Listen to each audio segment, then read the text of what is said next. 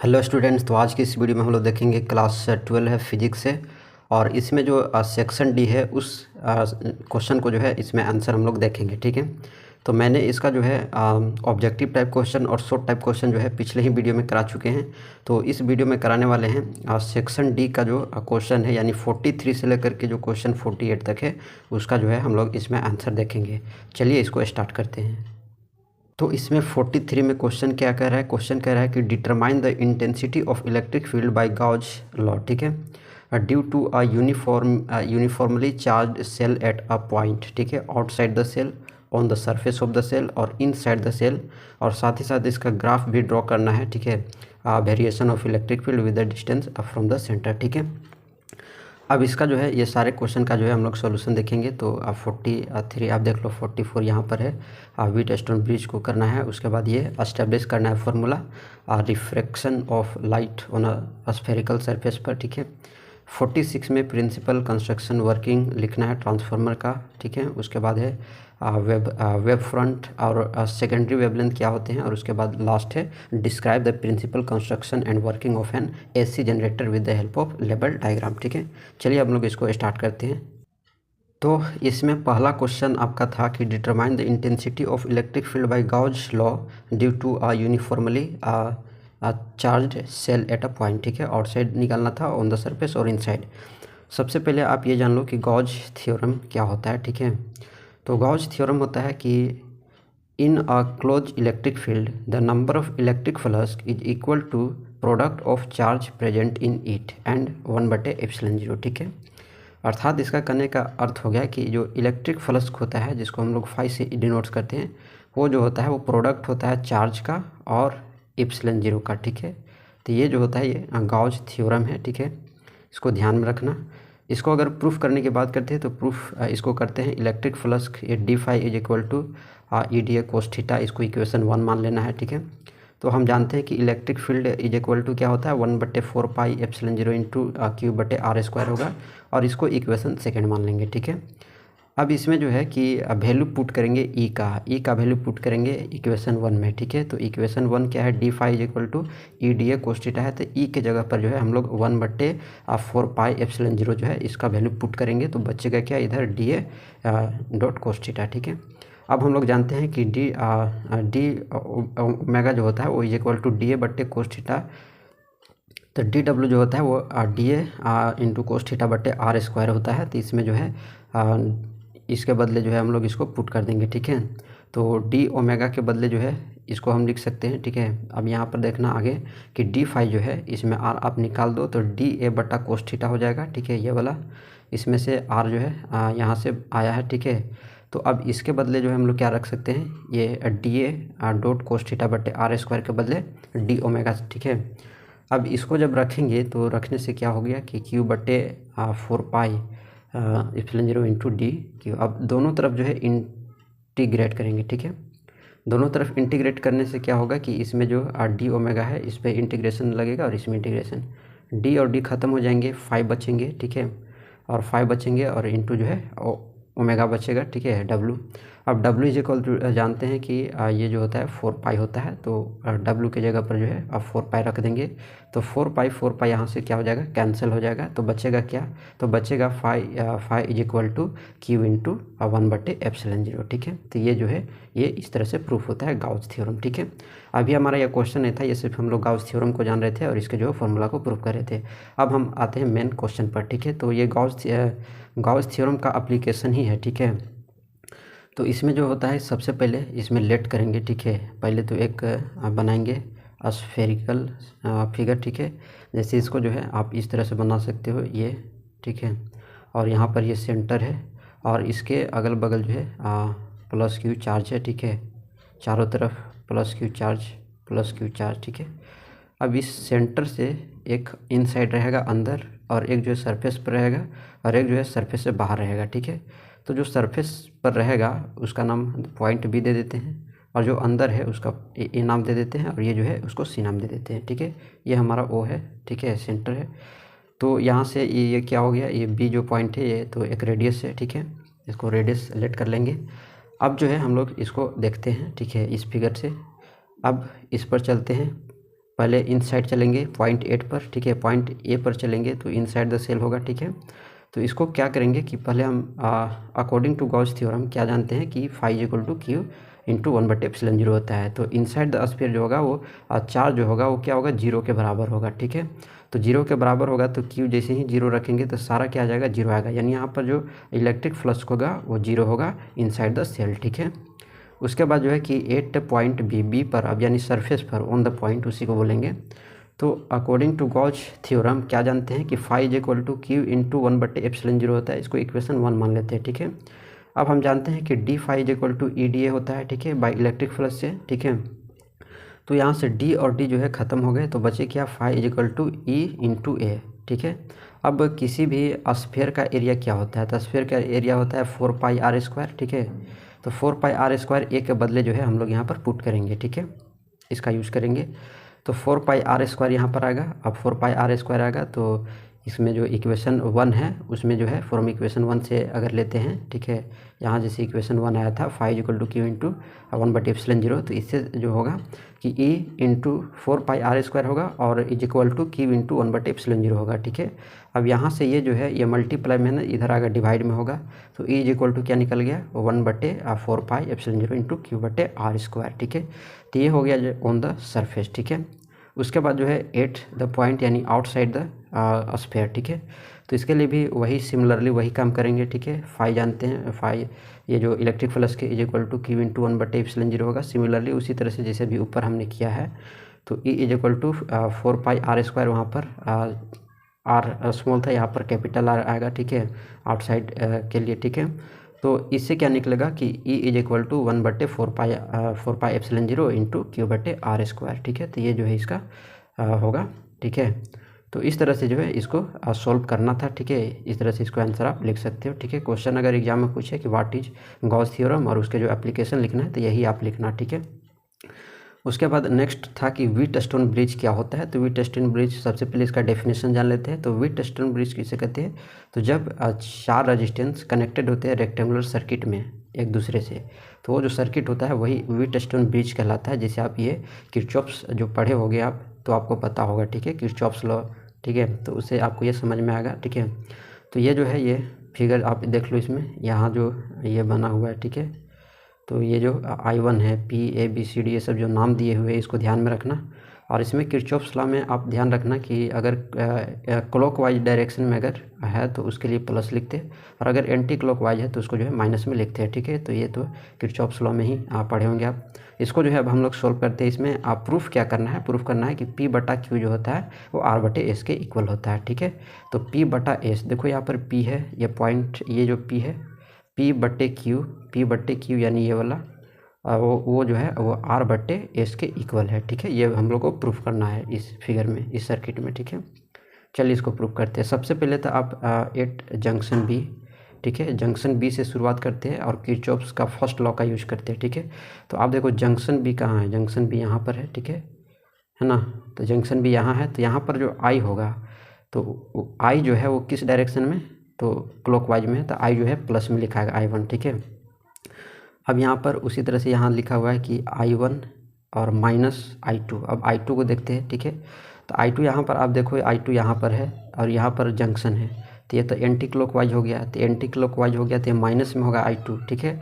और IG जो है IG, ठीक है, यहाँ पर जो बीच में IG है वो हमारा माइनस में ही होगा, ठीक है। और IG गैल्वेनोमीटर में है तो उसका वैल्यू जो है 0 होता है, ठीक है। तो इसको ध्यान में रखना। तो यहाँ पर लिखा होगा क्या कि I1 -I2 और -IG = 0। अब IG का वैल्यू जो है 0 होता है गैल्वेनोमीटर में, तो यहाँ से क्या निकल जाता है, I1 जो होता है वो I2 के इक्वल है, ठीक है। और ये हमारा इक्वेशन जो है 1 हो गया, ठीक है।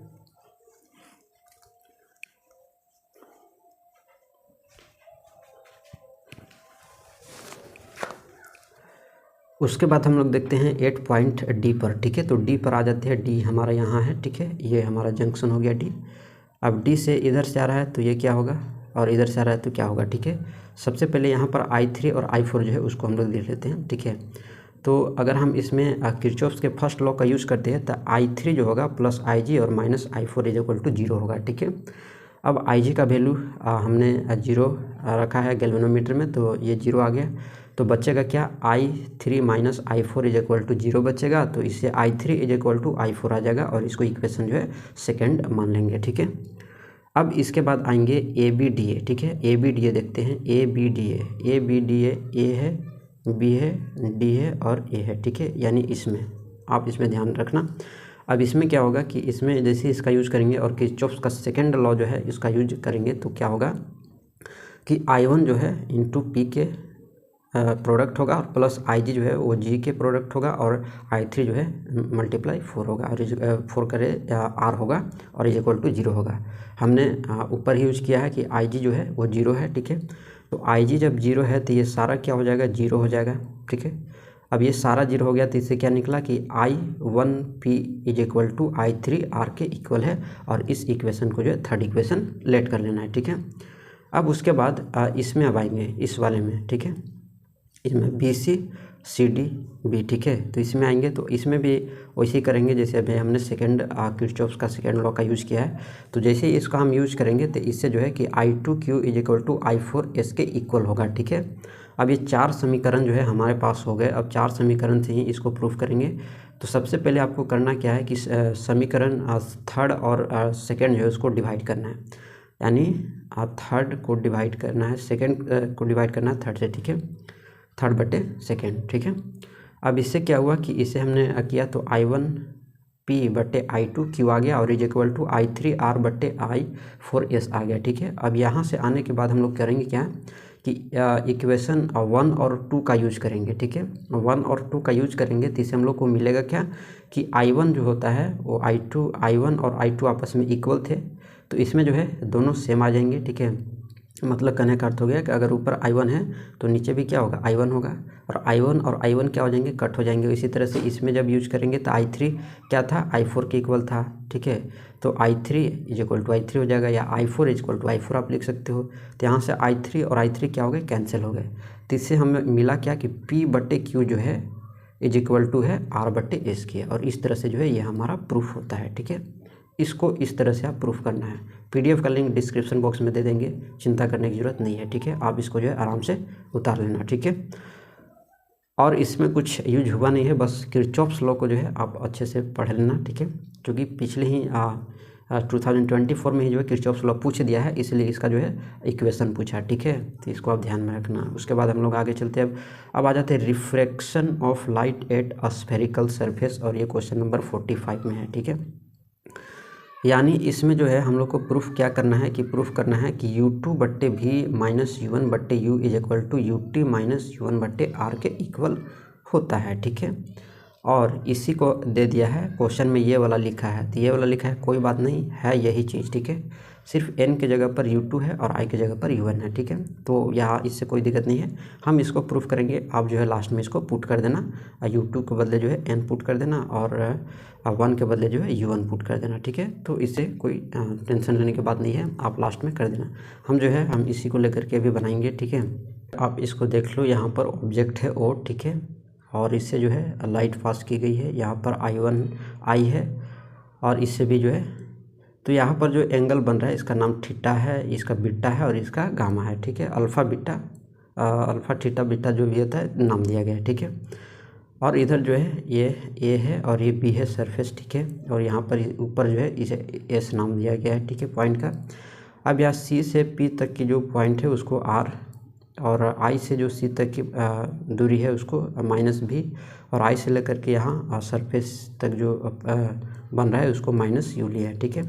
इधर रेयर मीडियम है और इधर डेंसर मीडियम है, ठीक है। अब इसको ध्यान में रखना। अब इसमें जो है कौन क्या है इसको जान लेते हैं।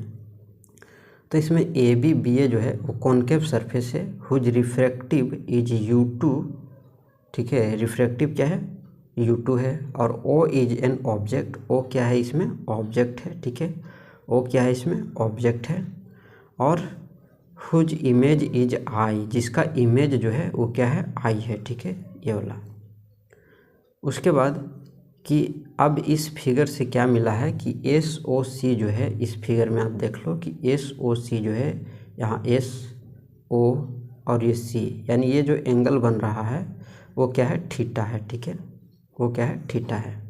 उसी तरह से यहाँ जो एंगल बनेगा SI सी वो बीटा होगा, ठीक है। और यहाँ जो एंगल बन रहा है वो क्या होगा, ये थीटा बीटा है ना, अल्फ़ा होगा, ठीक है। तो यही चीज़ यहाँ पर जो है लिखा हुआ है ना, ये चीज़। और यहाँ पर अल्फ़ा और ये जो आर जो है, ठीक है, वो भी यहाँ जो बन रहा है आई एस सी, ठीक है, आई एस और सी, आई एस सी यानी यहाँ जो बन रहा है, ठीक है। तो यहाँ पर सभी चीज़ लिखे हुए हैं, है ना। अब हम लोग चलते हैं एस ओ सी में, ठीक है, एस ओ सी में, यानी इस वाले में हम लोग चलते हैं, ठीक है। अब इसमें हम लोग को क्या करना है, सो देखिए, अब इसमें अल्फ़ा जो है वो आई प्लस थीटा के इक्वल होगा। तो इससे आई इज इक्वल टू क्या निकलेगा, अल्फ़ा माइनस थीटा निकलेगा, और इसको इक्वेशन 1 मान लेना है, ठीक है। उसी तरह से एस आई सी में चलेंगे तो एस आई सी में alpha is equal to R plus beta मिलेगा। एक्सटर्नल एंगल थ्योरम लग रहा है, ठीक है। आप एस ओ सी में देखो तो एस ओ सी में, एस ओ सी, ठीक है, एस ओ सी में ये वाला चीज़, ठीक है। तो ये वाला चीज़ किसके इक्वल होगा, यहाँ जो ये निकलता है, ठीक है, जैसे ट्रायंगल जब भी ऐसे बनता है तो ये वाला जो होता है एंगल इन दोनों के सम के इक्वल होता है, ठीक है। वही चीज़ जो है यहाँ पर लिखा हुआ है, ठीक है, उसको एक्सटर्नल एंगल थ्योरम बोलते हैं, ठीक है, मैथ में। तो वही चीज़ यहाँ पर है। तो ये सेकेंड इक्वेशन हो गया। अब स्नेल्स लॉ के अकॉर्डिंग क्या हुआ कि रिफ्रैक्टिव इंडेक्स ऑफ ये जो U2 का है with respect to refractive index 1 यानी रेयर मीडियम का, ठीक है। तो इसके अनुसार साइन आई बटे साइन आर होगा, ठीक है, और साइन आई जो है वो सिमिलर आई के होगा और साइन आर जो है सिमिलर आर के होगा। तो इससे हमें क्या मिल गया कि U2 बटे U1 इज इक्वल टू आई बटे आर मिल गया। तो इससे अगर मल्टीप्लाई क्रॉस मल्टीप्लाई करेंगे तो U2 R is equal to U1 I मिलेगा, और इसको इक्वेशन 3 लेट कर लेना है। उसके बाद पुट कर देंगे वैल्यू को आई और आर का इन इक्वेशन 3, ठीक है। तो आई और आर का जो वैल्यू है उसको हम लोग इक्वेशन 3 में पुट करेंगे, तो देखिए क्या होगा। तो जैसे इसको पुट करेंगे तो हमें क्या मिल जाएगा कि U2 alpha minus beta equal to U1 alpha minus theta, ठीक है। तो इसको जो है पुट करने से हमें मिला, ठीक है। अब यहाँ पर देख लो आई और आर का जब वैल्यू पुट किया गया, आई का देखो यहाँ पर है, आर का वैल्यू यहाँ पर है, ठीक है। पुट करने पर यह मिला। अब फिगर के अनुसार जो ऊपर फिगर दिया हुआ है उसके अनुसार जो अल्फ़ा होगा, ठीक है, और बीटा जो होगा और थीटा जो होगा वो क्या होगा, अल्फ़ा जो होगा वो एस पी बटे पी सी के इक्वल होगा, और बीटा जो होगा एस पी बटे पी आई के इक्वल होगा, और थीटा जो होगा एस पी बटे पी ओ के इक्वल होगा। ऐसा क्यों हुआ, ऐसा इसलिए हुआ कि जब भी सर्कल ऐसे होता है और यहाँ पर जो एंगल बनती है, जैसे रेडियस आर है और ये जो हमारा आर्क है वो एल है, तो यहाँ जो एंगल बनता है वो एल बटे आर के जो है इक्वल होता है, ठीक है, यहाँ जो बना, ठीक है। इस तरह से जो ये हुआ है, यहाँ पर इमेज में भी दिखा दिए हैं, ठीक है। अब पुट करेंगे वैल्यू एबव इक्वेशन में, ऊपर वाला इक्वेशन में, ठीक है, कौन सा, ये इसमें, इस वाले में जो है पुट करेंगे वैल्यू, ठीक है, अल्फ़ा बीटा और थीटा का, ठीक है। तो तीनों का जब वैल्यू पुट करेंगे तो कुछ इस तरह से आएगा, ठीक है, U2 इंटू एस पी बटे पी सी और माइनस एस पी बटे पी आई और is equal to U1 S P. अब इसमें से एस पी और एस पी जो है कॉमन मिल रहा है, है ना, तो इसको बाहर निकाल देंगे। तो बाहर निकालेंगे तो एस पी यहाँ से ख़त्म, एस पी यहाँ से ख़त्म, तो बचा क्या, तो बचा हमारे पास ये वाला। यहाँ पर आप वैल्यू रख देना, पी सी का वैल्यू क्या है तो V है, पी आई का वैल्यू क्या है आर है, पी सी का वैल्यू क्या है U है, पी ओ का वैल्यू क्या है आर है, ठीक है। वैल्यू पुट करने के बाद इसको क्या करना है, मल्टीप्लाई अंदर कर देना है U2 से। तो जैसे करेंगे तो ये हमारे पास आएगा, ठीक है। अब मल्टीप्लाई करने पर ये आया तो ये आया, तो इसको करेंगे क्या कि हम लोग को करना क्या है कि U2 बट्टे V और माइनस U1 बट्टे U को लाना है। तो इसको जो है हम लोग इधर लाएंगे, ठीक है, यानी इसको जो है चेंज कर देंगे। जैसे ये वाला यहाँ पर जो है इसको इधर लाएंगे तो माइनस में होगा, और इस वाले को इधर लाएंगे तो ये प्लस में चला जाएगा। तो वही चीज़ यहाँ पर जो है इस स्टेप में लिखा हुआ है। अब जैसे ही हुआ तो जब भी हम लोग ये करते हैं कि अगर 2/2 है और 1/2 है, तो जब हम इसका एलसीएम निकालते हैं तो ये सेम ही होता है। तो यहाँ पर आर और आर सेम है तो सिर्फ यहाँ पर आर लिखा है और ऊपर वाला माइनस होगा। तो यहाँ से हमारा जो है ये फॉर्मूला जो है बन जाता है, और इस तरह से जो है ये प्रूफ हो जाता है, ठीक है। इस तरह से इसको जो है प्रूफ करना है, बहुत सिंपल तरीका है। आप इसको एक बार 2 बार प्रैक्टिस करना, समझ में आ जाएगा, ठीक है। उसके बाद जो है नेक्स्ट हम लोग देखते हैं 46। ट्रांसफार्मर के बारे में बताना था कि ट्रांसफार्मर क्या है ना, कंस्ट्रक्शन प्रिंसिपल जो है, वर्किंग सब बताना था। तो इसमें है, सबसे पहले आपको जानना चाहिए कि ट्रांसफार्मर क्या होता है। ट्रांसफार्मर वैसे डिवाइस होता है जो इलेक्ट्रिकल एनर्जी को वन सर्किट से दूसरे सर्किट में विदाउट लॉस ऑफ एनर्जी को कन्वर्ट कर दे, तो उसको बोलते हैं ट्रांसफार्मर, ठीक है। ये जो डिवाइस होता है वो म्यूचुअल इंडक्शन प्रिंसिपल आप पढ़े होगे तो उस पर जो है ये बेस्ड होता है, ठीक है, डिपेंड होता है। ये दो तरह के होता है, स्टेप अप और step down transformer. Step up transformer में क्या होता है कि those transformer which change low potential AC current into high potential AC current is called step up transformer. In this transformer, the number of turns in secondary coil is more than number of turn primary coil। ये अभी आप नीचे समझ में आएगा, ठीक है, कि ये क्या होता है। इसमें आप ध्यान रखना कि सेकेंडरी कॉइल जो है is more than number of turn primary coil. Primary coil से क्या होता है, ज़्यादा होता है, ठीक है। जैसे यहाँ पर इसका फिगर इस तरह से बना हुआ है और ये जो है ऐसे ऐसे किया हुआ है ना, तो ये हमारा एनपी है, ठीक है, प्राइमरी है, और ये हमारा सेकेंडरी है। तो इसमें सेकेंडरी का देखो किया हुआ ज़्यादा है और इसमें प्राइमरी का कम है, तो इसमें जो है सेकेंडरी मोर देन होगा प्राइमरी से, ठीक है। तो यही चीज़ यहाँ पर किया हुआ और ये चीज़ यहाँ भी लिखा हुआ है, ठीक है, कि एनएस जो है वो बड़ा है एनपी के, ठीक है। इसी को ऐसे लिखा हुआ है कि एनपी जो है लेस है एनएस के, किसी तरह से आप लिख सकते हो, ठीक है। उसके बाद सेकंड इसका टाइप आता है step down transformer. Step down transformer में क्या होता है कि दो transformer which change high potential difference AC current change into low potential, तो उसे स्टेप डाउन ट्रांसफार्मर कहते हैं। अब इस ट्रांसफार्मर में क्या होगा कि जो प्राइमरी कॉइल होगा वो ज़्यादा होगा सेकेंडरी कॉइल से, ठीक है। फिगर वैसे ही बनेगा, सिर्फ यहाँ पर करना क्या है कि इधर जो नंबर ऑफ जो कॉइल ऐसे लभेड़ा हुआ है इसको ज़्यादा कर देना और इधर जो है कम कर देना, ठीक है। यही फिगर आप इसमें भी यहाँ पर उतारना, ठीक है, सेम एज फिगर। तो यहाँ पर बताना और सिर्फ इसको जो है कन्वर्ट इतना करना है कि ये वाला जो इमेज है इसको इधर ज़्यादा कर देना और इधर थोड़ा कम कर देना, ठीक है। उसके बाद यहाँ पर ये चीज़ लिखना है क्या कि एनपी जो है वो ज़्यादा है एनएस से, ठीक है, यही चीज़ यहाँ पर है। अब इसके बाद करते हैं स्ट्रक्चर की। तो there are 3 parts of each transformer, है ना। पहला लेमिनेटेड क्रोड, इसको सी से डिनोट करते हैं, प्राइमरी कॉइल पी से और सेकेंडरी कॉइल को एच से, ठीक है। अब आ जाते हैं कि in this laminated core is made by soft iron. Soft iron से बने हुए होते हैं इनके जो लेमिनेटेड क्रोड होते हैं, है ना, लपेड़ा हुआ। जबकि प्राइमरी और सेकेंडरी कॉइल जो होते हैं वो कॉपर वायर से जो है बने हुए होते हैं, ठीक है। तो इसको ध्यान में रखना। इसका वर्किंग प्रिंसिपल जान लेते हैं कैसे ये काम करता है। जब इलेक्ट्रिक करंट इंटर करता है थ्रू पी कॉइल से जब ये इंटर करता है तो then magnetic flux changes in it, तो उसमें मैग्नेटिक फ्लक्स जो होता है वो चेंज हो जाता है। और ड्यू टू दिस रीजन, और इस रीजन की वजह से ईएमएफ जो होता है is produce in secondary coil, और ईएमएफ की वजह से जो है वो क्या करता है, सेकेंडरी कॉइल प्रोड्यूस हो जाता है, ठीक है।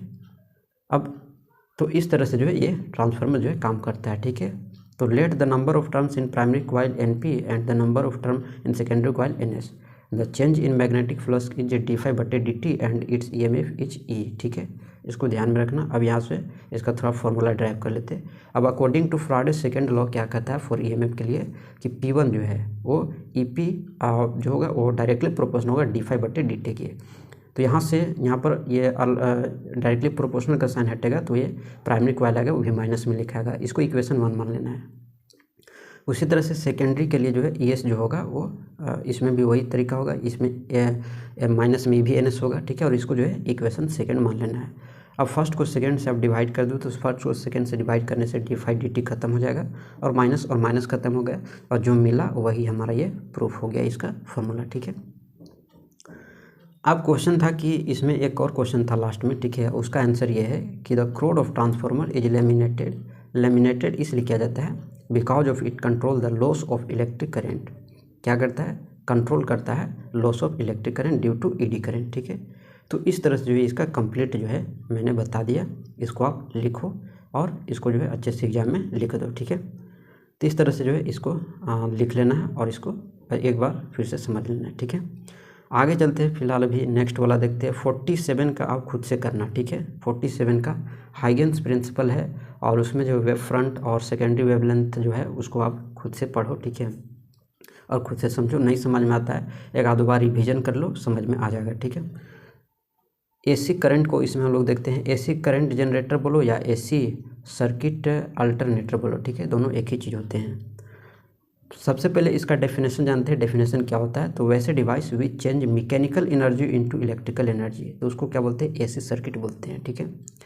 It is based on EMI पर ये बेस्ड होता है, ठीक है। In which a Fleming right hand rule is applied, और इसमें जो है राइट हैंड रूल, फ्लेमिंग के राइट हैंड रूल जो है वो अप्लाई होता है, ठीक है।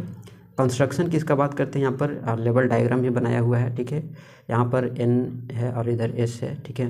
और ये जो है रेक्टेंगुलर है, क्या क्या है सभी अभी समझ में आएगा, ठीक है। इसमें ABCD जो है रेक्टेंगुलर क्वाइल है which is attached with 2 carbon brushes C1 and C2, ठीक है। यहाँ जो C1 है, यहाँ C1 नीचे और ये C2 है वो कार्बन ब्रशेस है, ठीक है। These carbon brushes are attached with R1 and R2। R1 और R2 से क्या है, ये अटैच्ड हैं, ठीक है। R1 और R2 इससे अटैच्ड हैं।